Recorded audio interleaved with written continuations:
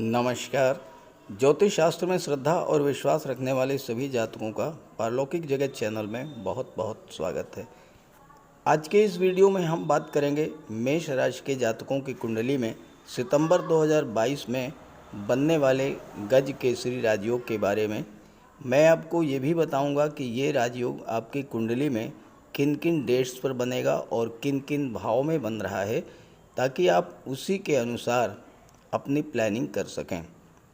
पहले ये समझते हैं कि गज केसरी राजयोग कैसे बनता है। गज केसरी राजयोग देवगुरु बृहस्पति और चंद्रमा की युति या दृष्टि संबंध से बनता है, शुक्र और चंद्रमा के दृष्टि संबंध से बनता है, बुध और चंद्रमा के दृष्टि संबंध से भी बनता है। ये इतना श्रेष्ठ राजयोग है कि अगर किसी जातक की जन्म कुंडली में बन जाए तो उसे धन संपदा, संतान सुख, स्त्री सुख, माता पिता, भाई बहनों का सुख, मान सम्मान, यश, कीर्ति, ये सब कुछ जीवन भर प्राप्त होता रहता है। हालांकि गोचर में ये राजयोग हर व्यक्ति की गोचर कुंडली में हर महीने कुछ विशेष तिथियों पर बनता है, लेकिन आपको इसकी जानकारी नहीं होती, इसलिए आप इसका लाभ नहीं ले पाते हैं।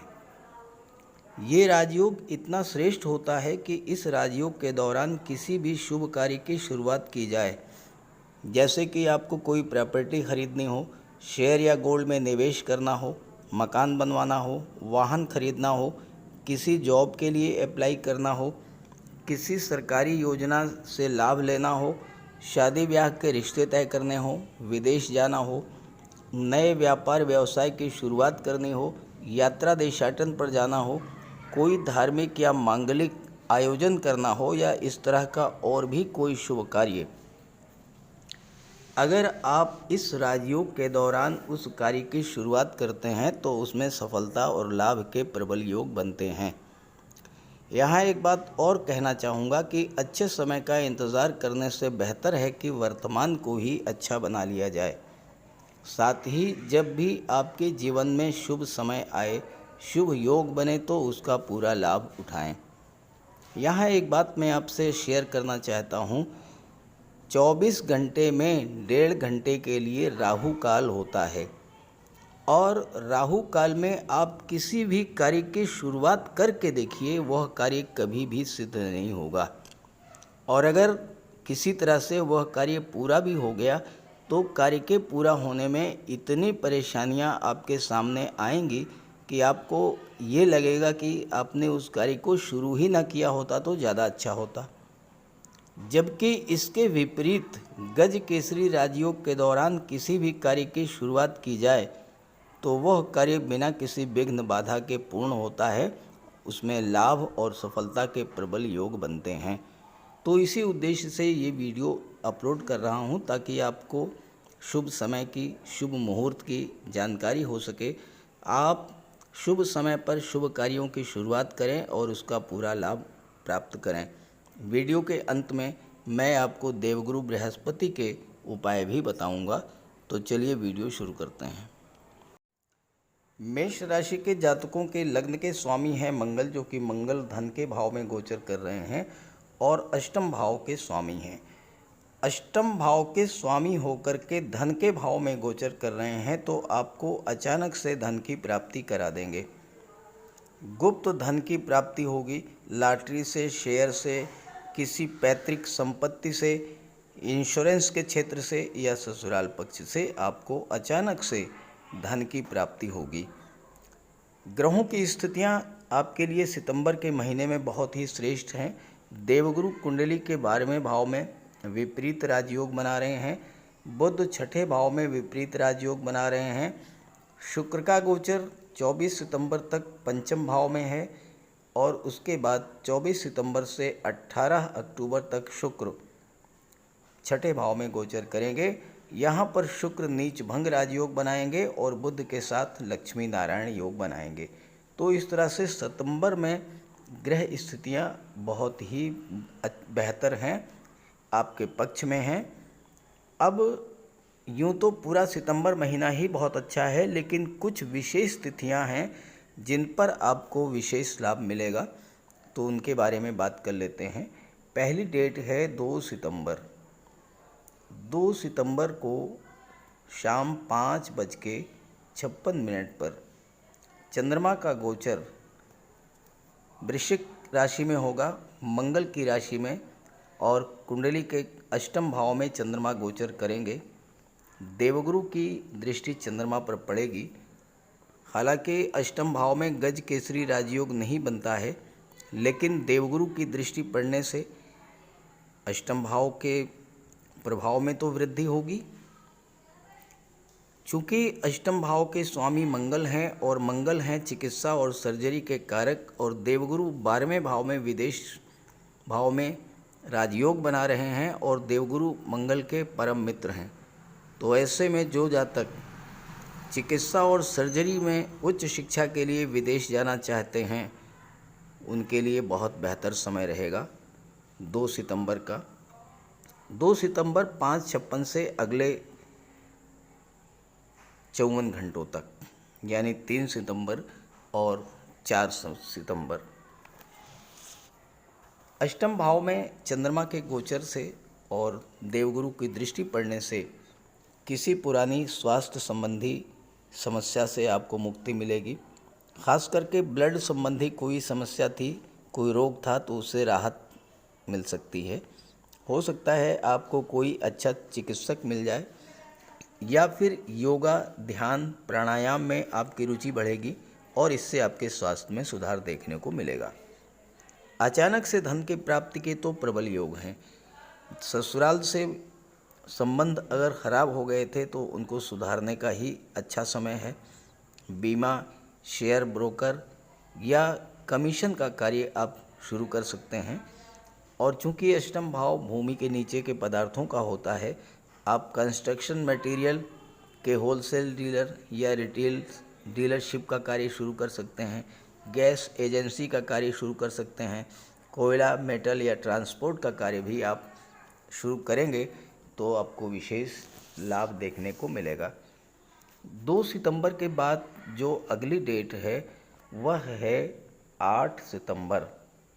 दिन है गुरुवार, समय है 12:39 प्रातः 12:39 AM, यानी मध्यरात्रि के बाद से ही गज केसरी राजयोग शुरू हो जाएगा और पूरा 8 और 9 सितंबर को ये गज केसरी राजयोग आपकी कुंडली में बनेगा। और ये राजयोग शुक्र के द्वारा बनाया जाएगा, क्योंकि चंद्रमा का गोचर कुंभ राशि में होगा, एकादश भाव लाभ के भाव में, और शुक्र की दृष्टि चंद्रमा पर पड़ने से गज केसरी राजयोग बनेगा। जैसे मैंने आपको वीडियो के शुरू में बताया कि गज केसरी राजयोग शुक्र के द्वारा भी बनता है, तो चंद्रमा का गोचर जब कुंभ राशि में होगा, चंद्रमा लाभ के भाव में गोचर करेंगे और शुक्र की दृष्टि चंद्रमा पर पड़ेगी, तो गज केसरी राजयोग बन गया। एकादश भाव लाभ का भाव होता है और यहाँ से आपको धन का लाभ, संतान का लाभ, शिक्षा का लाभ, मान सम्मान, पद और प्रतिष्ठा का लाभ प्राप्त होगा। 11वां भाव आपके सपनों, आपकी इच्छाओं को रिप्रेजेंट करता है, और अपने सपनों को पूरा करने के लिए शुरुआत आप इस राजयोग के बनने पर कर सकते हैं। जैसे किसी प्लाट या प्रॉपर्टी का सौदा करना है, मकान बनवाना, बच्चों के शादी ब्याह की शुरुआत करना, साथ ही साथ और भी कोई शुभ कार्य आप जो आपके मन में बहुत दिनों से था वो आप कर सकते हैं। आपका सोशल नेटवर्क बढ़ेगा, अपने नेटवर्क की मदद से आप धन प्राप्त करेंगे, और साथ ही साथ जैसा मैंने बताया अचानक से धन प्राप्ति के भी प्रबल योग बन रहे हैं। यहाँ पर एक और विशेष बात आपसे मैं कहना चाहूँगा कि शुक्र और चंद्रमा दोनों ही अत्यंत सौम्य और शुभ ग्रह हैं, अत्यंत शीतल ग्रह हैं, तो मन आपका शांत रहेगा। और चूंकि चंद्रमा की दृष्टि पंचम भाव पर पड़ेगी, जहाँ से शिक्षा और संतान का विचार किया जाता है, तो आपका मन शांत रहेगा, पढ़ाई में मन लगेगा। और बुध और गुरु का दृष्टि संबंध जो कि कुशाग्र योग बनाता है, उसका भी लाभ आपको मिलेगा। आपकी बौद्धिक क्षमता में वृद्धि होगी, आपके इंटेलिजेंस पावर बढ़ेगी, मेमोरी पावर और ग्रेस्पिंग पावर बढ़ेगी, और आप जो पढ़ेंगे वो आपको कंठस्थ होगा और इसका आपको लाभ मिलेगा। अगली डेट की बात करें तो अगली डेट है 10 सितंबर। 10 सितंबर को चंद्रमा का गोचर मीन राशि में होगा। 10 सितंबर प्रातः 2:23 पर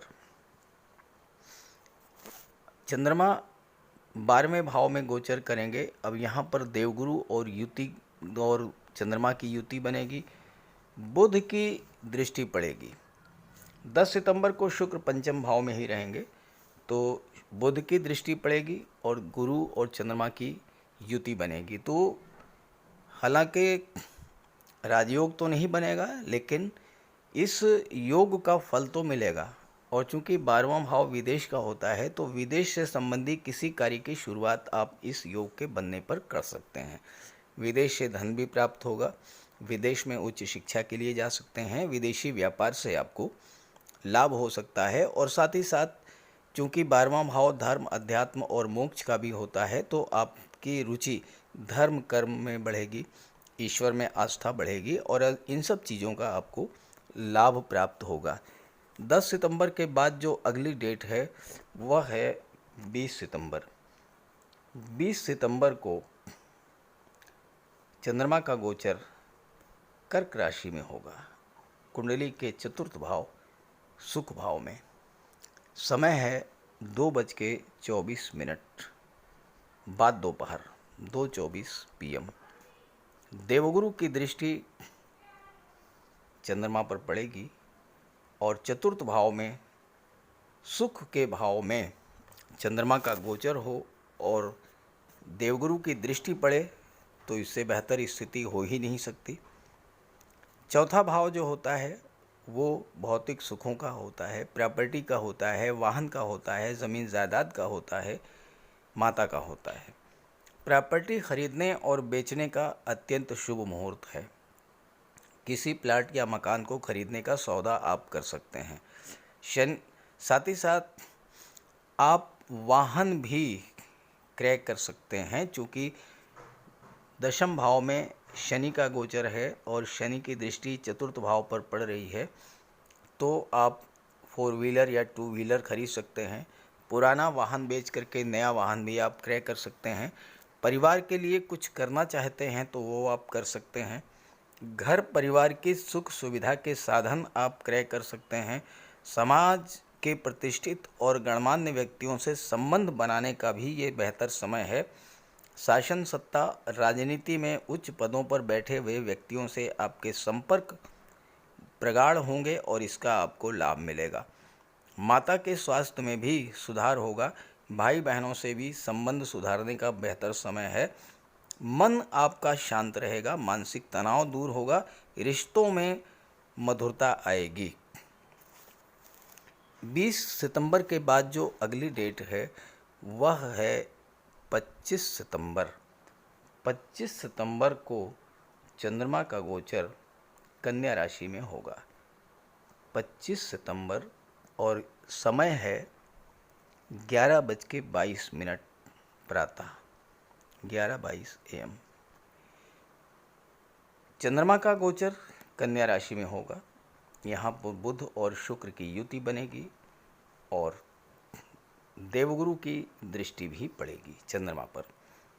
अब भले ही गज केसरी राजयोग बने या ना बने, लेकिन देवगुरु की दृष्टि चंद्रमा पर पड़ रही है और साथ ही साथ शुक्र और बुध के साथ चंद्रमा की युति बन रही है। जब 3 महत्वपूर्ण ग्रह छठे भाव में गोचर करेंगे तो आपको हर तरह का लाभ मिलेगा।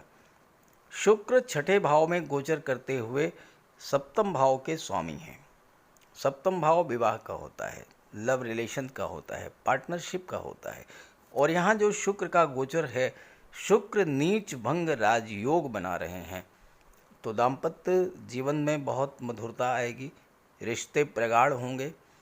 किसी तरह की कड़वाहट, तनाव की स्थिति अगर बनी हुई थी आपके जीवन में तो वह समाप्त होगी। पति पत्नी में रिश्ते बहुत ही मधुर होंगे। क्योंकि बुध के प्रभाव से आपके ज्ञान, बुद्धि, विवेक में वृद्धि होगी। शुक्र के प्रभाव से मन आपका शांत रहेगा, मन में, वाणी में मधुरता आएगी। तो जब आप एक दूसरे की बात को सुनेंगे, अपनी कमियों का एहसास करेंगे, तो स्वाभाविक तौर से चाहे वो लव रिलेशंस हो, चाहे वो दाम्पत्य जीवन हो, चाहे वो पार्टनरशिप हो, हर जगह आपको समस्या का समाधान मिल जाएगा और जो भी तनाव या कड़वाहट थी वो बिल्कुल दूर होगी। शुक्र धन भाव के भी स्वामी हैं, तो प्रचुर मात्रा में धन प्राप्ति के भी योग बनते हैं। और 25 सितंबर के बाद जो अगली डेट है वह है 29 सितंबर, और 29 सितंबर को चंद्रमा का गोचर एक बार फिर से वृश्चिक राशि में होगा, कुंडली के अष्टम भाव में, और इसका समय है 11:24 PM, रात्रि, मध्य रात्रि से पूर्व। तो 30 सितंबर और 1 अक्टूबर 2 दिन का समय आपके पास रहेगा, और इसका प्रभाव वही होगा जो कि मैंने वीडियो के शुरू में बताया है, मैं बार बार उसको रिपीट नहीं करूँगा। तो इस तरह से मेष राशि के जातकों के लिए सितंबर 2022 में किन किन डेट्स में गज केसरी राजयोग बन रहा है उस पर विस्तार से चर्चा हो गई है। अब आप इसका लाभ उठाएं, किसी शुभ कार्य की शुरुआत करें, रिजल्ट देखें और फिर कमेंट करके ज़रूर बताएं, क्योंकि निश्चित तौर से आपको लाभ होगा। और जब लाभ हो तो अपने साथियों मित्रों को भी बताएं ताकि वो भी इससे लाभान्वित हो सकें। और अधिक बेहतर फल पाने के लिए देवगुरु का उपाय जरूर करें। तो चलिए बात करते हैं देवगुरु के उपायों पर। कुंडली में देवगुरु बृहस्पति का बहुत ही महत्वपूर्ण स्थान है, क्योंकि देवगुरु कुंडली के पंचम और नवम भाव के कारक होते हैं। पंचम भाव से संतान का विचार किया जाता है, शिक्षा का विचार किया जाता है, और नवम भाव से भाग्य का विचार किया जाता है। गुरु ग्रह भाग्य के लिए जिम्मेदार माने जाते हैं, और किसी भी कार्य की सफलता के लिए देवगुरु का मजबूत होना बहुत ज़रूरी है। जब कुंडली में देवगुरु मजबूत होते हैं तो भाग्य का साथ मिलता है, जिस काम में हाथ डालते हैं वो सफल होता है, विवाह समय से होता है, शिक्षा अच्छी मिलती है, गुरु की कृपा रहती है, धन की प्राप्ति होती है। तो देवगुरु के लिए कुछ उपाय बताने जा रहा हूँ, उपाय ज़रूर कीजिएगा। अगर आपकी जन्म कुंडली में गुरु कमज़ोर स्थिति में है तो आपको गुरुवार का व्रत करना चाहिए। स्नान करते समय जल में आधा चम्मच हल्दी डालकर स्नान करें। स्नान के बाद पीले रंग के वस्त्र धारण करें, और साथ ही साथ केसर या हल्दी का तिलक लगाएं। और गुरुवार के दिन भगवान विष्णु की उपासना करें। घर में केले का एक वृक्ष लगा लें, उसकी पूजा करें, उसकी सेवा करें। भोजन में चने के बेसन, चीनी और घी से बने लड्डू का सेवन करें, और अपनी क्षमता के अनुसार पीले वस्त्र, हल्दी, शहद, धार्मिक पुस्तकें, इन सब का दान कर सकते हैं। अगर गुरु ग्रह कमज़ोर है तो पुखराज धारण करें, लेकिन इसके लिए किसी योग्य ज्योतिषी की सलाह ले लें। माता पिता, गुरु और बुज़ुर्गों का सम्मान करें, उनकी देखभाल करें और उनका आशीर्वाद प्राप्त करें। साफ सफाई रखें, गुरु की सेवा करें, और दही और चावल गरीबों को खिलाएं। किसी गरीब को, किसी दिव्यांग व्यक्ति को भोजन कराएं। किसी वृद्धाश्रम में जाकर के वृद्धों के साथ कुछ समय बिताएं, उनकी समस्याओं को जानें समझें। कोई ज़रूरी नहीं है कि आप धन से ही सहायता करें, तन और मन से भी आप मदद कर सकते हैं दूसरों की, और ऐसा करने से देवगुरु अत्यंत प्रसन्न होते हैं। और जब देवगुरु बलवान होंगे तो आपको पूरा लाभ मिलेंगे। तो ये उपाय करके देखिएगा, लाभ होगा। कमेंट करके बताइएगा ताकि आपके साथियों को भी इसका लाभ मिल सके। नमस्कार।